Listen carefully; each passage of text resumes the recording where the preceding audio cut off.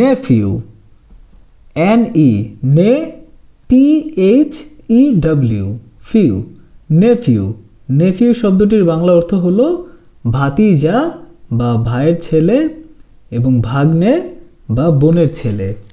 এই ভাগ্নে শব্দটিকে আমরা আঞ্চলিকভাবে ভাগিনাও বলে থাকি।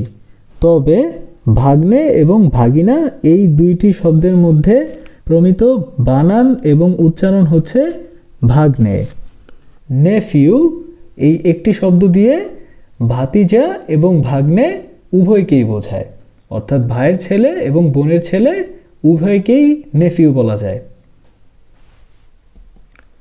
জয় আমার ভাতিজা, Joy is my nephew, Joy is my Nephew.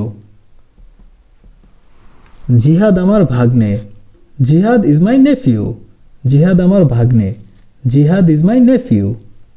যদি জিহাদ আমার ভাতিজা হতো সেই ক্ষেত্রে আমরা এটাই বলতাম যে জিহাদ ইজ মাই নেফিউ, কারণ ভাগ্নে ভাতিজা এই দুইটি শব্দের ইংরেজি অর্থ হচ্ছে নেফিউ।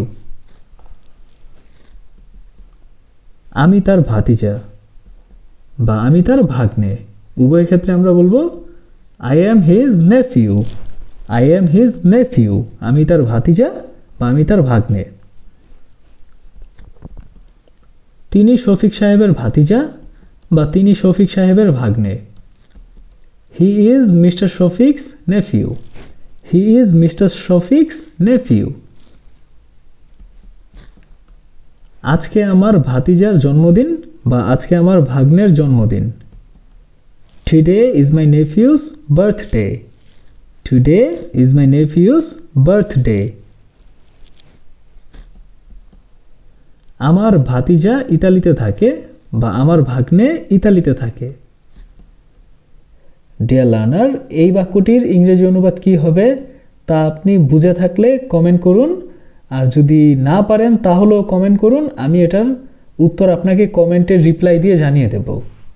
ডিয়ার লার্নার, ভিডিওটি হেল্পফুল মনে হলে কৃতজ্ঞতা স্বরূপ ভিডিওটিতে একটি লাইক দেবেন এবং গ্রামারের কঠিন নিয়ম মুখস্থ না করেও সহজে ইংরেজি শিখে ইংরেজিতে দক্ষ হতে চাইলে আমাদের এই চ্যানেলটি সাবস্ক্রাইব করে আমাদের সাথে যুক্ত থাকতে পারেন।